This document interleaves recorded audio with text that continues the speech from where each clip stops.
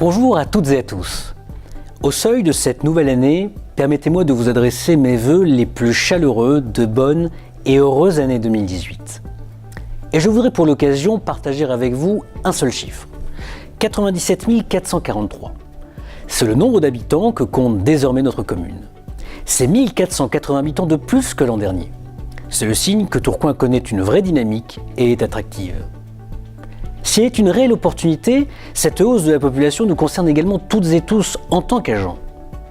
Plus d'habitants, c'est une exigence renouvelée dans le service public tourquenois. Ce sont des ATSEM présents dans des classes d'école plus nombreuses. Ce sont des instructions nouvelles de documents d'urbanisme. Ce sont des démarches administratives plus importantes. Ce sont aussi des attentes supplémentaires en termes de propreté et de qualité de vie. Bref, ce sont de beaux projets en perspective pour nous tous, quel que soit le cœur de métier. Ma présence ici dans cette école n'est pas anodine. Comme d'autres, cet établissement a fait l'objet d'une rénovation complète en 2017. Elle a mobilisé les compétences de plusieurs directions, de nombreux agents. Nous ne sommes jamais aussi forts qu'en travaillant ensemble, en parfaite transversalité et dans le dialogue.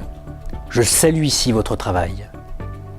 Contre le flot continu d'actualité maussade, contre la tentation de l'amorosité, sachons finalement valoriser nos talents, nos compétences, notre savoir-faire.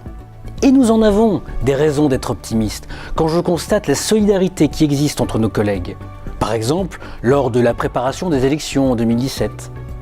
Il y a des raisons d'être optimistes quand les usagers tourquenois saluent à plus de 85% leur satisfaction de notre accueil du public. Il y a des raisons d'être optimistes quand nous mettons toutes nos compétences, notre intelligence collective au service de beaux projets. L'exposition Chrétien d'Orient, le passe tempo, le tournant de la dématérialisation de nos procédures. 2017 s'est achevé sur la Cool Week, une semaine de bienveillance au travail. Je souhaite que nous renouvelions l'opération en 2018 en travaillant plus intensément encore sur la notion de bien-être au travail.